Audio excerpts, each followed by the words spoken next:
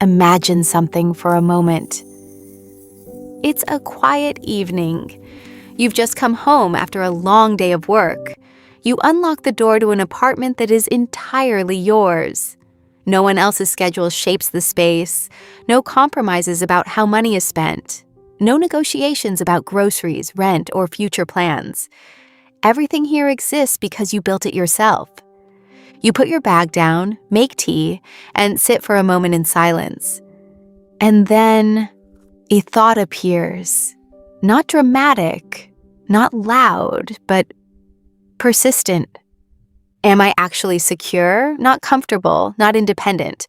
Secure. Because independence and security are not the same thing. Many people confuse the two, especially when talking about single adulthood. Independence means you can pay your bills today. Security means tomorrow cannot easily undo your life. That distinction changes everything. For decades, economic conversations were built around households, not individuals. Budgets assumed shared rent, shared risks, shared emergencies, and shared aging. Financial advice quietly assumed that responsibility and vulnerability would eventually be divided between two people. But millions of women today are building lives outside that assumption. Some by choice, some by circumstance, some temporarily, some permanently. And yet, the economic models guiding how we talk about money haven't fully caught up. So when people ask, how much does a single woman need to live? The answers usually focus on survival numbers: rent, food, utilities, transportation. Those numbers miss the real question. The real question is not how much it costs to live alone. It's how much it costs to feel safe while doing so. Because living alone changes the economics of risk. Every unexpected expense belongs to one person. Every illness affects one income. Every career disruption has no built-in financial buffer from a partner's salary. Even time itself becomes more expensive because there is no one else to absorb responsibilities when energy runs out. Security then becomes less about lifestyle and more about margin, the space between stability and crisis. And that margin is where the true cost begins to appear. Security is not just paying rent this month. Security is knowing rent will still be paid if life pauses unexpectedly. And modern economies are increasingly unpredictable. Careers change faster. Housing costs fluctuate. Healthcare expenses rise without warning. Stable lifelong employment, once a quiet foundation beneath financial planning, has become less common. In that environment, the question shifts from income to protection.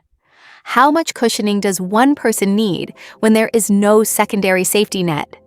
Most people underestimate this number because they calculate only visible expenses. They total monthly bills and assume that covering those bills equals stability. But emotional security comes from invisible categories: emergency savings, flexibility, recovery time, and the ability to make decisions without immediate financial fear. And this is where the conversation becomes uncomfortable, because the amount required to feel secure is almost always higher than the amount required to survive. Survival numbers are optimistic. Security numbers are realistic. A survival budget assumes nothing goes wrong. A security budget assumes something eventually will. The difference between those two assumptions quietly determines whether independence feels empowering or exhausting. So, the real question isn't whether a single woman can live independently. Millions already do. The real question is what level of financial structure transforms independence from constant maintenance into genuine security. And answering that requires looking beyond basic expenses into something deeper: the hidden costs of being solely responsible for your own safety, future, and recovery. Because once you understand what security actually includes, the numbers begin to change. And more importantly, so does the way we think about financial success itself. Financial security for a single woman is not simply a budgeting question. It is shaped by larger economic realities: income patterns, housing costs, longevity, and how modern economies distribute risk between individuals and households.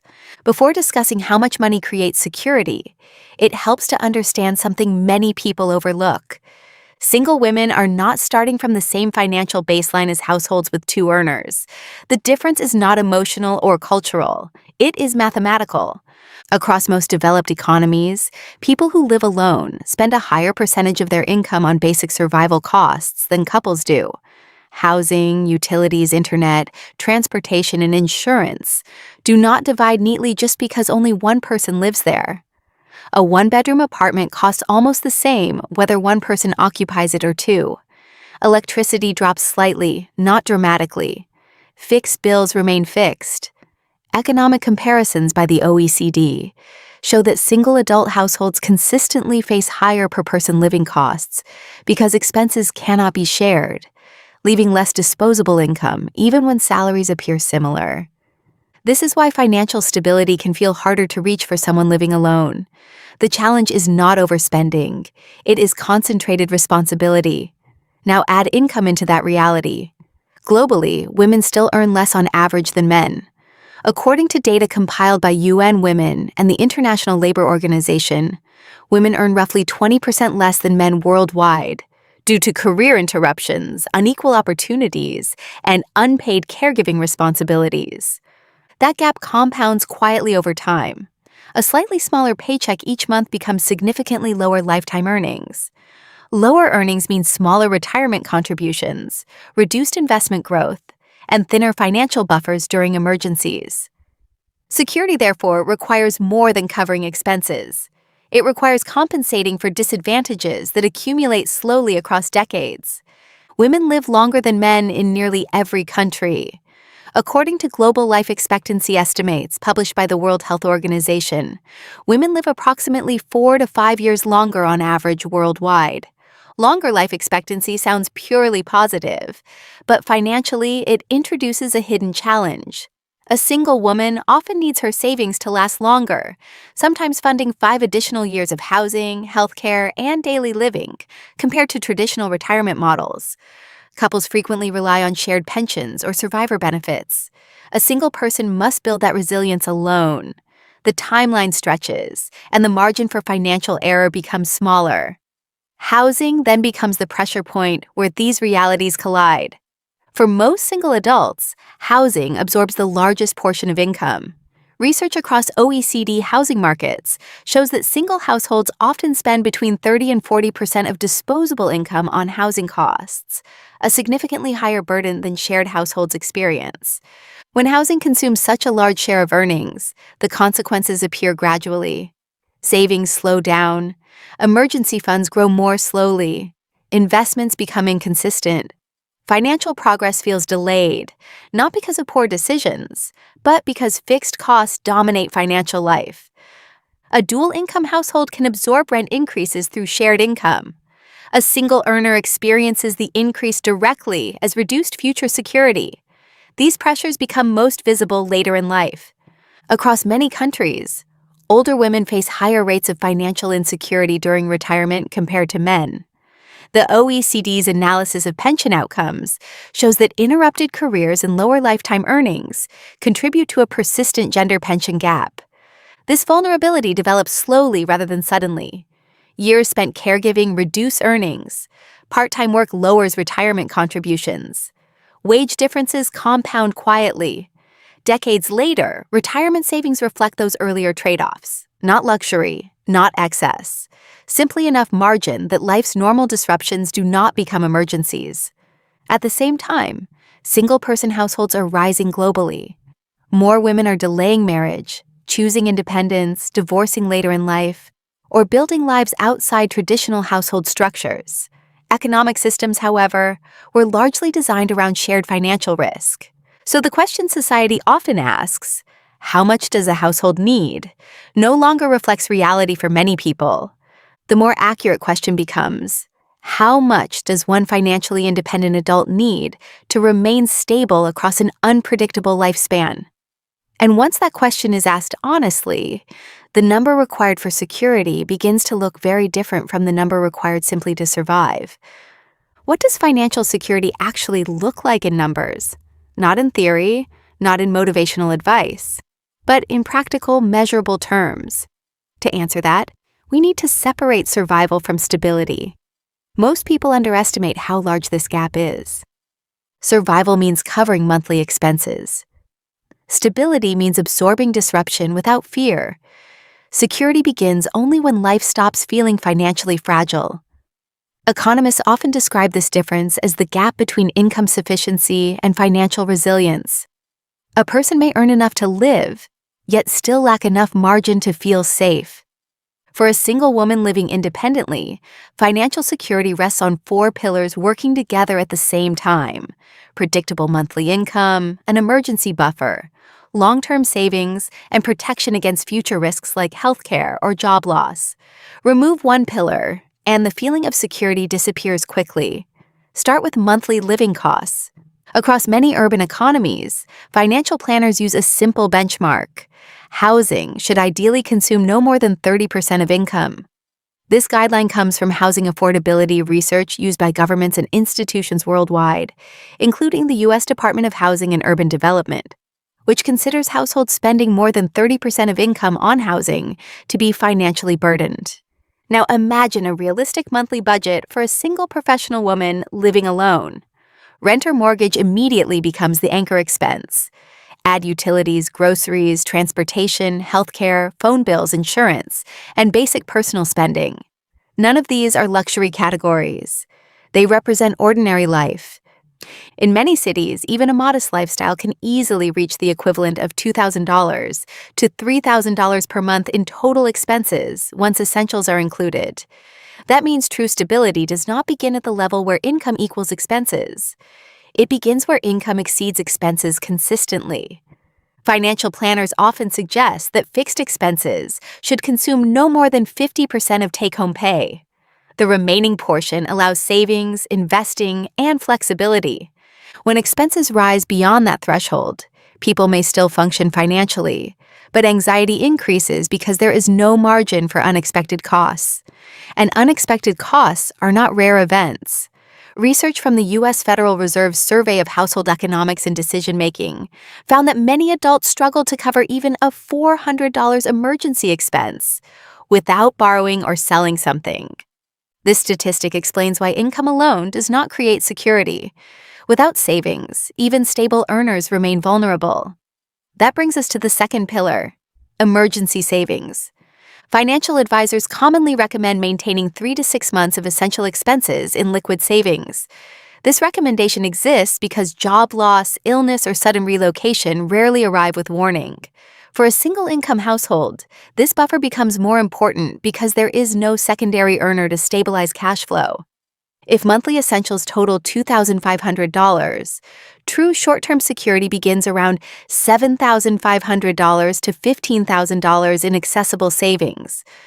Below that level, unexpected events quickly turn into financial emergencies. At this point, many people assume security simply means saving more cash. But long-term stability depends on something different: asset growth. Savings protect the present. Investments protect the future. Historically, diversified stock market investments have returned higher long-term growth than cash savings, allowing wealth to compound over decades. Long-term market return data, compiled by financial research institutions, shows average annual returns near 10% after inflation over extended periods, though short-term fluctuations remain normal. A woman investing consistently throughout her career is not just saving money, she is purchasing future independence. And the difference between saving $300 per month and investing $300 per month over 30 years can mean hundreds of thousands of dollars in additional assets, simply due to growth over time. This leads to the third pillar of security: retirement independence. Financial planners often estimate that retirees need enough savings to replace about 70 to 80% of pre-retirement income to maintain lifestyle stability. For a single woman earning the equivalent of $50,000 annually, this suggests retirement income needs near $35,000 to $40,000 per year. Without shared household income, retirement savings must fully support housing, healthcare, and daily living alone. This is why retirement targets for single individuals often feel higher relative to income. Shared costs disappear, but shared financial support disappears as well. Then comes the final pillar: Risk protection. Financial security is not only about predictable expenses, it is about unpredictable events.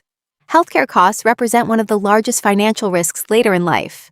Research estimates that an average retired couple may spend hundreds of thousands of dollars on healthcare expenses throughout retirement, highlighting how medical costs can reshape financial stability over time. For a single retiree, these costs are not shared.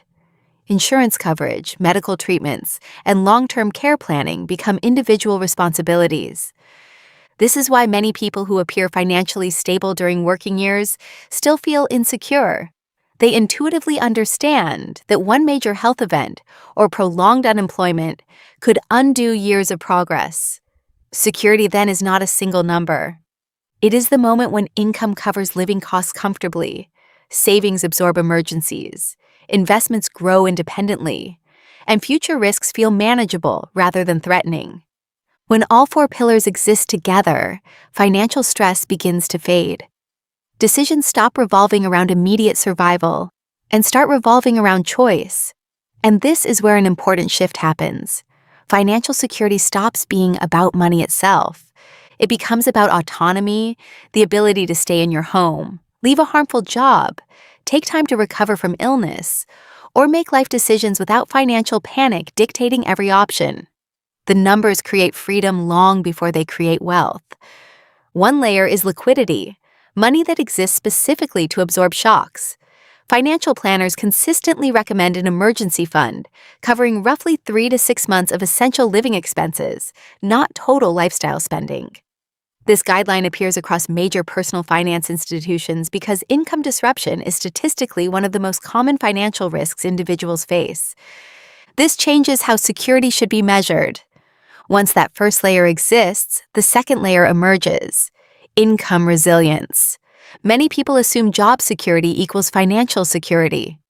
Modern labor markets suggest otherwise. The World Economic Forum has documented increasing job transitions and shorter employment cycles globally, meaning workers now change roles more frequently than previous generations.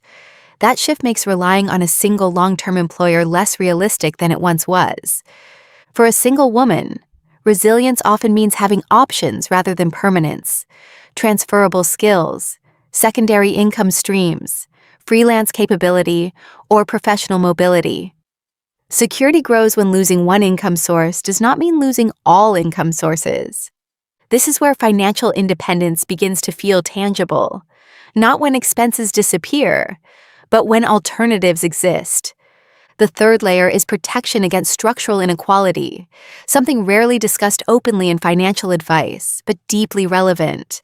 Across most economies, women still experience measurable lifetime earnings gaps compared to men.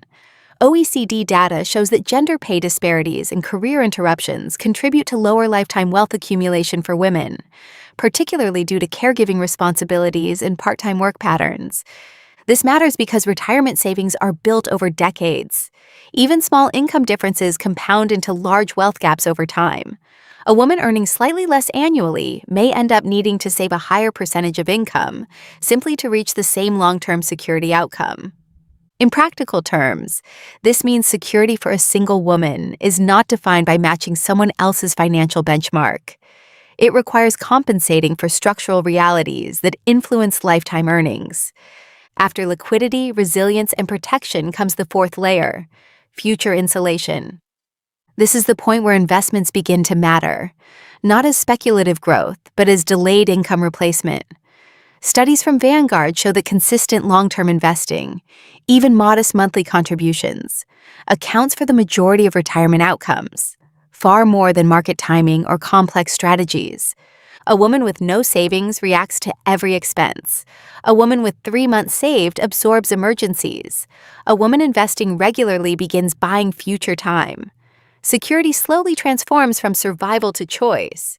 And that transformation is psychological as much as financial. Behavioral economists often describe financial security as the moment when short-term decisions stop threatening long-term stability, when a broken appliance does not derail rent, when a job change does not trigger panic, when saying no to unhealthy work environments becomes economically possible. For single women, this threshold often arrives earlier than people expect, not at millionaire status, but at the point where fixed expenses, savings buffers, and predictable income align. The mistake many people make is chasing a final number instead of building sequential safety, because security is cumulative. First, the ability to handle today, then, the ability to survive disruption, then the ability to plan years ahead.